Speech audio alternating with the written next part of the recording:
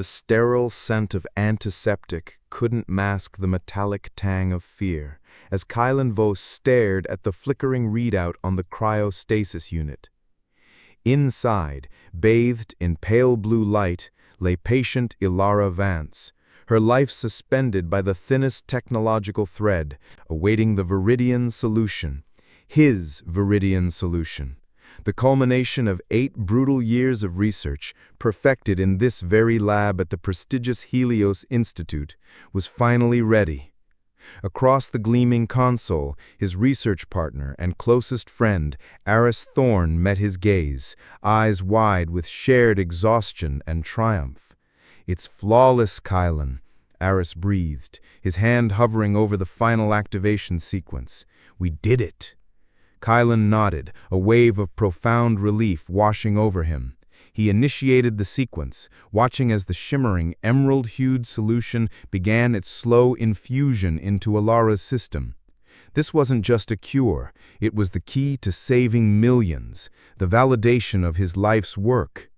Then, Aris's hand darted past the controls, not to confirm, but to violently yank a critical coolant line free. Alarms shrieked, a sound like tearing metal. The temperature gauge on the cryostasis unit spiked catastrophically. Kylan lunged, but it was too late. He saw it, the split second before Aris's face crumpled into theatrical horror, the cold, deliberate calculation in his eyes. The Viridian solution, exposed to the sudden, extreme heat, crystallized instantly within the lines, then within Ilara Vance. The monitor flatlined with a sickening finality, not just ending a life, but murdering Kylan's future in a heartbeat. Chaos erupted. Red lights strobed. Medical teams flooded the lab, but it was a gruesome tableau. Ilara Vance was encased in a grotesque shell of solidified viridium. The miracle cure turned tomb. Aris was already spinning the narrative, voice choked with manufactured grief, pointing to a non-existent fluctuation Kylan supposedly missed. The solution destabilized. Kylan pushed the sequence too fast.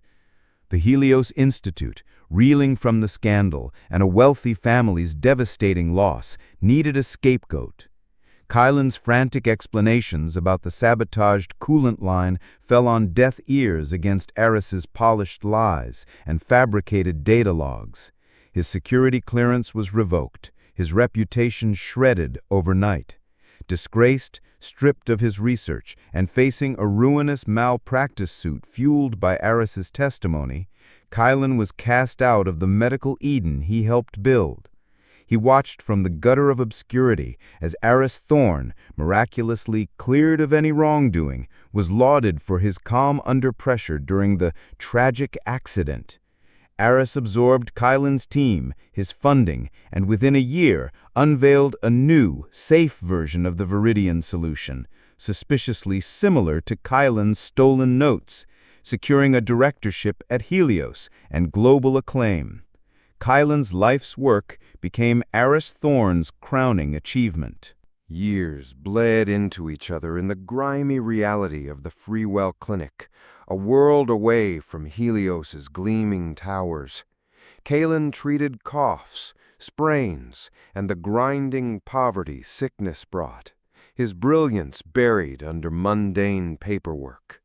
The fury was a constant, cold ember in his chest, banked by the crushing weight of injustice.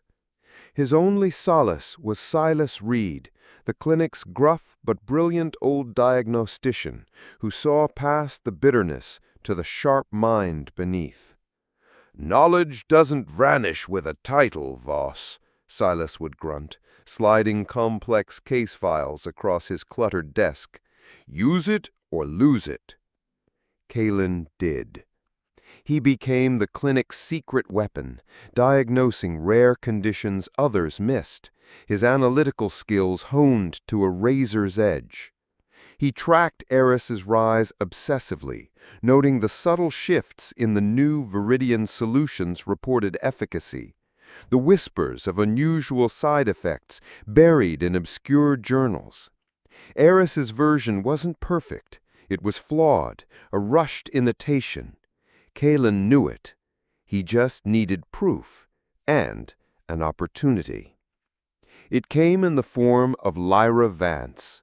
Elara Vance's younger sister, now a driven medical researcher herself, walked into Freewell Clinic, not for treatment, but seeking Silas Reed's legendary diagnostic skills for a complex genetic project. When she recognized Kalen, her initial hostility was palpable. "The man who killed my sister?" she spat. Kalen, with nothing left to lose, told her the truth about the coolant line, Eris's cold eyes, the sabotage. He had no proof, only conviction. Lyra, fueled by her own unresolved grief and a scientist's need for evidence, hesitated, then listened.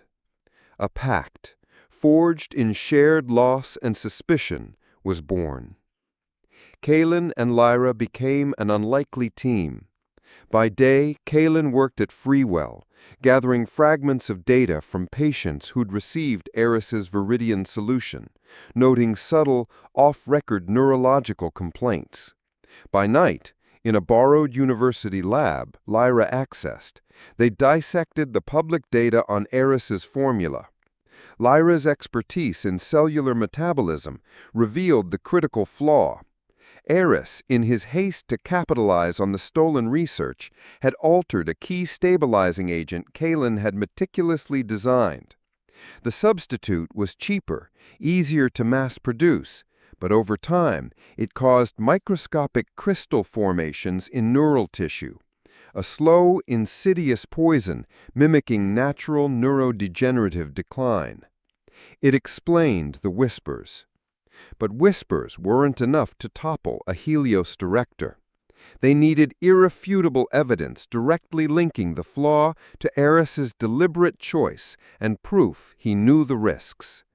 Kalen remembered Eris's meticulous nature. He wouldn't have destroyed all the original research notes. He'd keep them, a trophy or insurance. Accessing the high-security Helios servers was impossible. But Eris had a weakness, his vanity. He curated a private, off-grid server in his Lux Helios-funded residence, a museum of his achievements. Penetrating it required someone on the inside. They found Castian Vale, a brilliant, disgruntled junior bioinformatician on Eris's team, passed over for promotion and aware of the ethical corners Eris cut. Lyra approached him, appealing to his idealism and ambition. The risk was immense, but the payoff, exposing a fraud endangering lives, was irresistible. The digital heist was tense.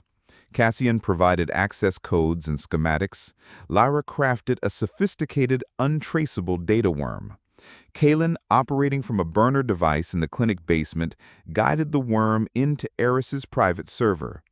Hours crawled by. Then the data streamed in. Encrypted files, personal logs, raw research data. Buried deep, they struck gold. Kalen's original, unaltered Viridian notes, time-stamped before the accident. Worse, they found internal communications where Eris explicitly discussed the risks of the cheaper stabilizer, dismissing concerns raised by a junior researcher. Cassian's predecessor, who'd mysteriously resigned. Eris had known. He'd gambled with lives for profit and prestige. They had him. But Kalen wanted more than exposure. He wanted Eris to fall from the very pinnacle he'd stolen. The opportunity came with the prestigious Orion Awards ceremony. Eris Thorne was the undisputed frontrunner, nominated for his life-saving Viridian solution. The ceremony, broadcast globally, was his ultimate validation. The Orion Hall glittered, a monument to medical achievement. Eris Thorne, resplendent in his finery, basked in the pre-award adulation, his smile radiating false humility.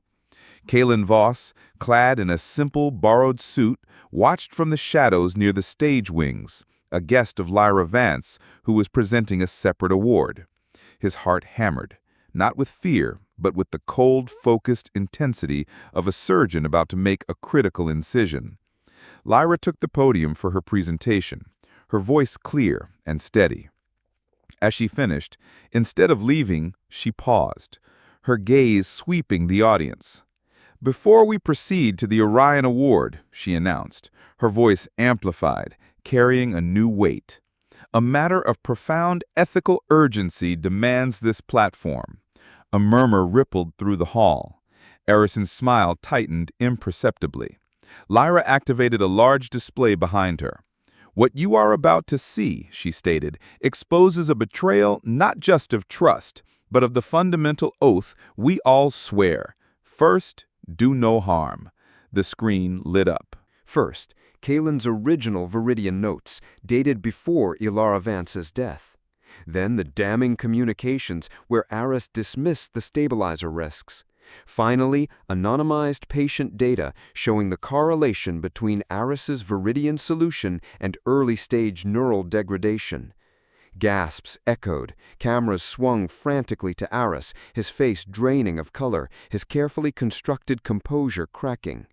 "This evidence," Lyra continued, her voice ringing with controlled fury, "proves that Dr. Aris Thorne deliberately sabotaged the original Viridian solution, resulting in the death of Ilara Vance and the theft of Dr. Kalen Voss's life work. Furthermore, he knowingly released a flawed, dangerous derivative, endangering countless lives for personal gain and glory." The hall erupted, shouts of disbelief, outrage. Security moved towards the stage but hesitated. Aris shot to his feet, sputtering denials, pointing a shaking finger at Kalen, now stepping into the light at the edge of the stage. Lies, vindictive lies from a disgraced failure. Kalen didn't flinch. He walked calmly to the podium, taking the microphone Lyra offered. The room fell into a stunned, watchful silence. "Failure?" Kalen's voice, calm and resonant after years of silence, filled the vast space. "I failed Ilara Vance that day because I trusted the man beside me." He turned, locking eyes with Aris, who shrank back as if physically struck. "You didn't just steal my research, Aris. You stole her chance at life. You betrayed the trust of every patient who received your poisoned cure.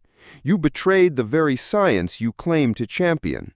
He gestured to the screen. "The proof is undeniable. The original research was mine. The fatal flaw in your solution was known to you. This isn't just theft, it's malpractice on a global scale." "Your Orion Award," Kalen said, his voice dropping to a chilling whisper amplified by the microphone, "is built on a foundation of lies and corpses." He turned back to the audience, to the cameras broadcasting his words live across the world. "I demand the immediate suspension of Aris Thorne's medical license. I demand a full, independent investigation into the Helios Institute's oversight of the Viridian solution. And I demand justice," he paused, letting the word hang heavy in the air, "for Ilara Vance and for every life put at risk by this fraud." The fallout was instantaneous and seismic. Aris Thorne was escorted from the Orion Hall not as a laureate, but as a pariah, his career evaporating in the glare of global scrutiny. The Helios Institute, facing existential crisis, suspended him immediately and launched a desperate damage control investigation that quickly confirmed Kalen's evidence. Aris's Viridian solution was recalled worldwide. Legal proceedings began, promising financial ruin and potential imprisonment. Kalen Voss, however, didn't wait for the slow wheels of justice. His name cleared, his research validated. He was inundated with offers. Prestigious institutes, pharmaceutical giants. He refused them all. With Lyra Vance and Silas Reed by his side, and using the settlement funds from the Vance family's dropped lawsuit, now redirected towards his work, Kalen established the Aetherian Foundation. Based out of the revitalized Freewell Clinic, its mission was clear: ethical, accessible medical innovation. His first project? Perfecting the real Viridian solution, this time with rigorous, transparent testing dedicated to Alara Vance's memory. Standing in the modest Etherian lab, holding a vial of the shimmering, stable emerald liquid that finally worked as intended, Kalen felt the cold ember of vengeance finally extinguish. It was replaced by a profound weariness, yes, but also a quiet, solid warmth. The path hadn't been straight or fair, but he'd walked it. He'd reclaimed his truth, his purpose, and his name.